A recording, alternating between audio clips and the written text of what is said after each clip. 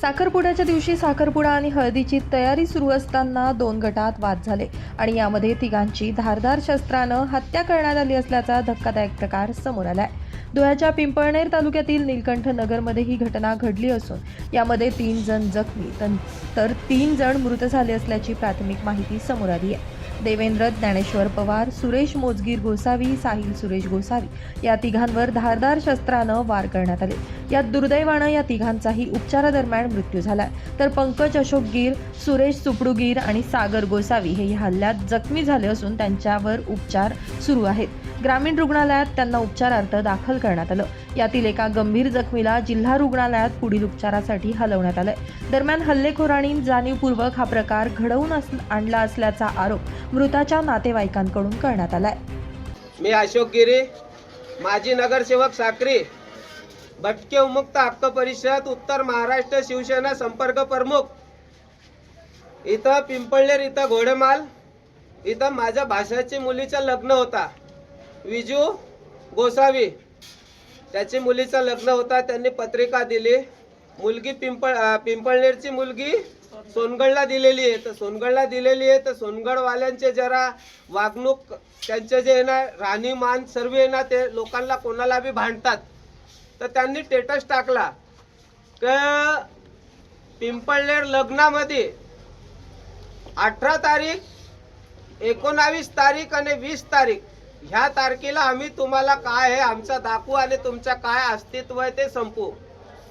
तर मी रात्री मुंबईला होतो। मुंबईहून येताना 11 वाजता पिंपळनेर इथं माझ्या भाषाकडे गेलो। म्हटलं भाऊ हे लोक असे स्टेटस टाकताय, तर स्टेटस टाकताय म्हटलं तर तुझ्या घरात लग्न आहे म्हटलं तर लग्नात भांडण व्हायला नको म्हटलं तर तू तिथला नवरदेव आहे त्यांना सांगून काही समजून दे ग जेणेकरून भांडणं होणार नाही। पण तरी माझ्या मनात धाक होता। माझ्या मनात धाक असताना म्हणे मामा म्हणे तसं काय होणार नाही, तुम्ही या बिंदास म्हणे आज साखरपुडा आहे म्हणे, रात्री हळदी आणि उद्याचं लग्न आहे म्हणे, तुम्ही यात म्हटलं बघा। तरी मी जयू अण्णाला सोबत घेतला। जयू अण्णाला साखरीहून निघताना साखरपुड्याला निघताना जयू अण्णाला सोबत घेतला आणि साखरी पिंपळनेर पोलीस स्टेशनला गेलो की जेणेकरून माझ्या मनात धाक होता की भांडणं होतील। कोणाच्या लग्नात जर भांडणं झाले तर त्याच्या ते भांडणामुळे कोणाच्या लग्नाचं नुकसान व्हायला नको म्हणून आपण पोलीस स्टेशनला जाऊन हे व्हिडिओ वगैरे तर त्यांनी जेवढे स्टेटस टाकलेले होते ते स्टेटस मी तिथं दाखवले। पण अण्णांनी साहेबांना फोन केला।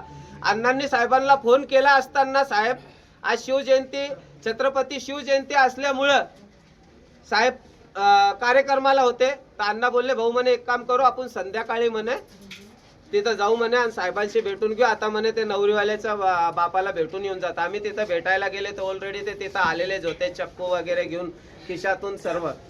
जसे आम्ही गेलो बसायला गेलो तिथं बोलायला गेलो तर बोलताना आम्ही बोललो म्हटलं भाऊ असे स्टेटस का बरं ठेवता, कोणाचं लग्न होऊ द्या असं तसं। त्यांनी मागं पुढं विचार केलाच नाही। माझा भाऊ आहे माझ्यापेक्षा लहान सुरेश गिरी सुपडूगिरी गोसावी त्याला डायरेक्ट मारून टाकला। जेव्हा त्याच्यावर सुटलं तर तिथं देवेंद्र ज्ञानेश्वर पवार गेला त्याला बी घाव मारला। सुरेश गिरीचा पोरगा गेला त्याला बी घाव मारला। सुरेश गिरीचा भाषा गेला सागर गोसावी त्याला बी घाव मारला आणि माझा पोरगा गेला त्याला बी घाव मारला। त्या लोकांनी प्लॅन वाईज हे घटना घडवली आहे। आम्ही पत्रकार बंधूंना आणि प्रशासन आणि शासनाला विनंती करतो जर ह्या लोकांना कमीत कमी 5-6 लोक आहेत त्यांचे नाव सांगतो मी तुम्हाला। कानागिरी झुलालगिरी गोस्वामी राहणार सोनगड बाप्पा सीताराम नगर, जसवंत